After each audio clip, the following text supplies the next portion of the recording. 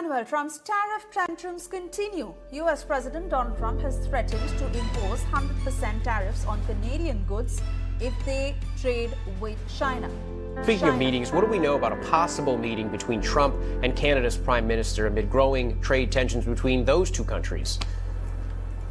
Yeah, well, first of all, just moments ago, President Trump said he's going to be imposing an additional 10% tariffs on Canada. This comes on top of the existing tariffs on Canada, including on steel, aluminum, and cars. President Trump is still furious at the country. This comes just days after President Trump announced that he's ending all trade talks with Canada, angry over an ad from Ontario province that uses audio from former President Ronald Reagan, where he slams tariffs for causing job losses and raising prices. President Trump accusing Canada of trying to influence the Supreme Court, which soon is going to hear arguments about whether President Trump's sweeping tariffs are constitutional. Speaking of meetings, what do we know? In North America, we are used to thinking of the United States and Canada as an inseparable pair.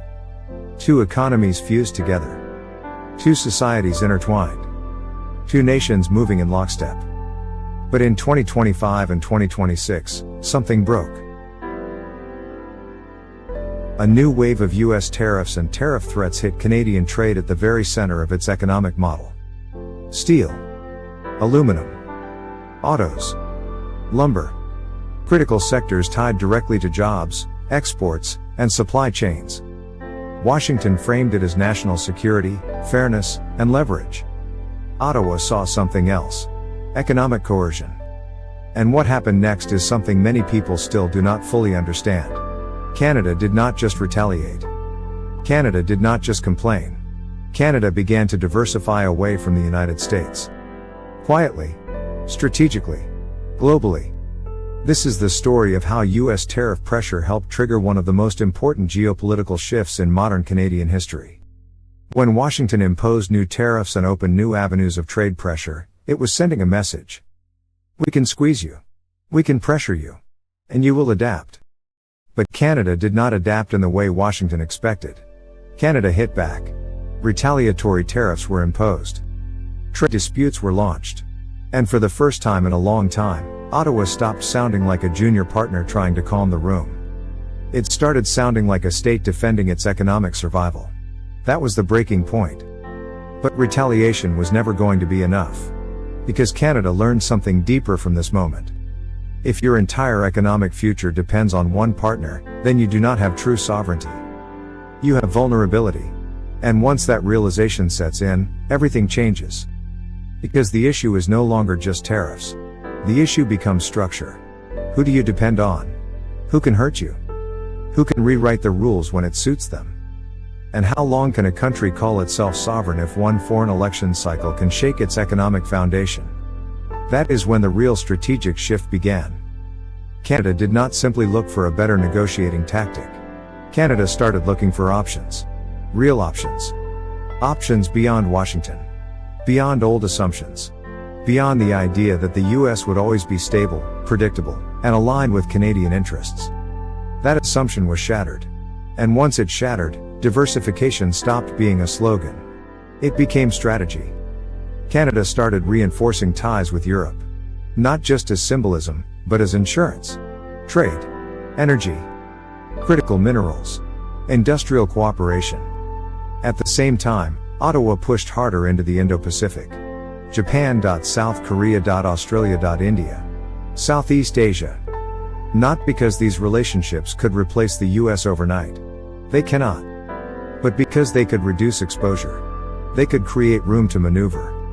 And in a world of tariff shocks, geopolitical fragmentation, and strategic uncertainty, room to maneuver becomes power. That is what Canada is now trying to build. Not separation from America. Leverage against overdependence. That distinction matters. Because this is not an anti-American turn. It is a post-assumption turn. Canada is no longer assuming the US will automatically act as a reliable anchor of order. It is no longer assuming deep integration guarantees protection. It is no longer assuming America is the only pillar that matters. And once a country stops assuming those things, it starts moving differently. That is exactly what we are watching now. Canada is strengthening middle power cooperation. It is building more serious ties with Europe and Asia. It is repositioning itself in energy, minerals, defense, and supply chains. It is preparing for a world where power is more distributed and where dependence on one hegemon can become a strategic liability. This is where the story becomes geopolitical. Because diversification is not just about exports. It is about alignment. It is about risk. It is about how a middle power behaves when the hegemon becomes unstable. For decades, Canada's foreign and economic policy rested on one deep belief. The United States may be difficult at times, but in the end, it is still the center of gravity. Trump's tariffs cracked that belief. And once that crack opened, a larger question emerged. What if the real threat to Canadian sovereignty is not distance from the United States, but excessive dependence on it? That is the question reshaping Canadian strategy now. And it is reshaping North America with it. Because the old relationship was built not only on trade flows, but on psychological assumptions. That America would remain broadly predictable. That integration meant security. That alignment meant stability. That Washington would not casually weaponize interdependence against Ottawa. Those assumptions are now weaker than they were before. And that weakness is changing the continental balance. The US wanted leverage. Instead, it pushed Canada into a more strategic worldview. Instead of deeper submission, it produced deeper hedging. Instead of obedience, it accelerated diversification. Instead of strengthening North American cohesion, it made Canada think more seriously about a world beyond US centrality. That is the irony. Tariffs were meant to discipline Canada. Instead, they forced Canada to imagine itself differently. Not as an extension of American power. Not as a permanent junior partner. But as a state that must build resilience in a more fragmented world. And that may be the biggest shift of all. Because once a country starts building around resilience instead of dependence, the old order does not simply snap back into place.